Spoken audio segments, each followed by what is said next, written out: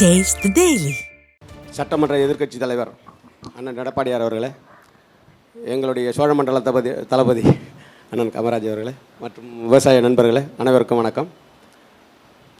அதாவது ஒரு 4.5 வருஷம் இருந்தீங்க. விவசாயிகள் மத்தியில் பஞ்சம் பசி பட்டினிங்கிறது இல்லை. இப்போ ஒரு பெரிய அளவில் ஒரு பணப்பழக்கம் இருந்துச்சு. யதார்த்தத்தை பேசணும்னா இப்போ பணப்பழக்கங்கிறதே இல்லை. அதிகபட்சம் நாங்கள் இருக்கிற நகை எல்லாத்தையும் அனுபவிச்சாச்சு. இது நகைங்கிறத ஒன்றும் எங்கள்கிட்ட கிடையாது. தாலி தான் பாக்கி இருந்துச்சு. அதையும் கிட்டத்தட்ட இந்த இதில் முடிச்சிடுவாங்க. எல்லாமே இப்போ இருந்துச்சுன்னா என்ன பண்ணுற ஐடியாவில் இருக்காங்க. டெல்டாவுடைய மைந்தன்கிறார், வரவேற்கிறோம். அதில் ஒன்றும் மாற்று கருத்தும் கிடையாது.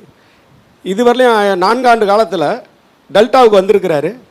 அவங்களாக இருக்கட்டும், அவங்க அமைச்சர் பெருமக்களாக இருக்கட்டும், யாரையாச்சும் சங்க பிரதிநிதிகளை இங்கே வாங்க, என்ன பிரச்சனைன்னு எங்களுக்கு கோரிக்கை கொஞ்சம் வைங்க, எங்களால் அதை பிரச்சனை ஷார்ட் அவுட் பண்ண முடியுமா பார்ப்போம் அப்படின்னு கூப்பிடலாம். இதுவரையிலையும் நாங்கள் ஏதோ தேச விரோதிகளாட்டமே விவசாயம் 20 லட்சம் ஏக்கர் உள்ள டெல்டாவில் ஒரு நாள் கூட எந்த ஒரு சங்க பிரதிநிதிகளையும் வருஷம் வர 2 வாட்டி 3 வாட்டி வர்றாங்க. திருவாரூர் வராங்க, தஞ்சாவூர், நாகப்பட்டினம்னு போகிறாங்க. எதுவுமே பண்ணினதில்லை. பண்ணுறாப்புல ஒரு ஐடியாவில் இல்லை. கிட்டத்தட்ட முடிய போகுது. என்னன்னு தெரியல. எங்களை 2ஆம் தர குடிமக்களாகவே அவங்க பார்க்குறாங்க. நீங்கள் சப்போர்ட் பண்ணதோட விளைவு என்னமோ தெரியல எனக்கு. நீங்கள் நிறையா எங்களுக்கு சப்போர்ட் பண்ணிட்டீங்க. அதோட விளைவு அவங்க இப்போ எங்களை வச்சு பிடிக்கிறாங்க. வேறு ஒன்றும் இல்லை. வேறு அதுதான் காரணம். இன்றைக்கி இப்போ கிட்டத்தட்ட 33,000 ஏரி நம்மள்கிட்ட இருக்குது தமிழ்நாட்டில். அதிகபட்சமாக தூர்வாரினதுங்கிறது நான் பெருமைக்கெல்லாம் சொல்ல உங்கள் கவர்மெண்ட்லேயே.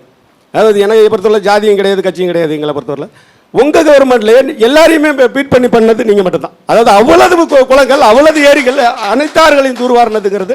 ஏன்னா விவசாயியாக இருந்து விவசாய குடும்பத்தில் பிறந்ததோட அதோட வழி தெரிஞ்சு இன்றைக்கி நீர்மட்டங்கிறது கிட்டத்தட்ட ஒரு 20 அடியிலேருந்து 25 அடிக்கு வந்தது உங்கள் காலத்தில் தான். இப்போ திரும்ப கிட்டத்தட்ட 50, 60, 70 அடிக்கு போயிடுச்சு. இதுக்கு என்ன பண்ண போகிறோங்கிறத பார்க்கணும். அதே போல் எங்களுக்கு மின்சார பற்றாக்குறை. ஆற்றுல தண்ணி வருது, அது அண்ணன் சொன்னாப்புல ஆற்றுல தண்ணி வருது, நேராக கடலுக்கு போயிடுது. இதுக்கு என்ன இப்போ வழி? எந்தெந்த வாரங்கள் நீங்கள் சொல்கிறாப்புல 5 வருஷத்துக்கு ஒரு வாட்டி தூர்வாறுதலே கிடையாது. அந்தந்த ஆண்டு தூர்வாரணும். அந்தந்த ஆண்டு ஏரி குளங்கள் எல்லாமே அந்தந்த ஆண்டு ஒவ்வொரு வருஷமும் நீங்கள் தூர்வாரி தான் ஆகணும். அதோடைய முகத்துவாரமும் வரிகாலமே தூர்வாரி கொடுக்கணும். இப்படி தான் பண்ணணும். பருத்தி எங்களுடைய இப்போ ஒரே வாழ்வாதாரம் இப்போதைக்கு பருத்தி தான். ஏன்னா இப்போ நெல்லுங்கிறது இப்போ ரொம்ப எங்களை பாதிக்குது. அப்போ பருத்திக்கு என்ன பண்ண போகிறீங்க? பருத்தி 77 ரூபா 10 பைசா மத்திய அரசு விளைவிக்கிறாங்க. எங்களுக்கு வேறு ஒன்றும் பண்ணுறது. 77 ரூபா 10 பைசானாச்சும் இந்த தமிழ்நாடு கவர்மெண்ட் வாங்கி கொடுக்கலாம்ல. ஏன் சிசிஐலேருந்து இப்போ வராங்க, ஆஃபீஸரை கூப்பிடுங்க, இங்கே உட்காரு, எனக்கு தெரியாது, நீ 77 ரூபா 10 பைசா நீ முதல்ல அனௌன்ஸ் பண்ணி நீ பர்ச்சேஸ் பண்ணு. நாங்கள் பருத்தி விலை குறைச்சி இப்போ தரமற்ற பருத்தி கொடுக்க நாங்கள் தயாராக இல்லைண்ணே. நாங்கள் நல்ல தரப்பரமாக பருத்தி தரோம். 77 ரூபா 10 பைசாவுக்கு விலையை ஆரம்பிக்க சொல்லுங்கள் அவங்கள, சிசிஐயில் உள்ளவங்கள. அதுக்கு மேலே தான் அவங்க விலை கேட்க முடியும். பக்கத்தில் உள்ள போட்டியாளர்கள் பாக்கி உள்ள கிட்டத்தட்ட ஒரு 30 ஆலை அதிபர்கள் அவங்களுடைய ஆட்களை அனுப்புகிறாங்க. அதுக்கு மேலே தான் நீங்கள் விலையை நிர்ணயம் பண்ண முடியும். ஸோ எங்களுக்கு பருத்திங்கிறது ஒரு பெரிய விவசாயிகளை காவந்து பண்ணக்கூடிய இது.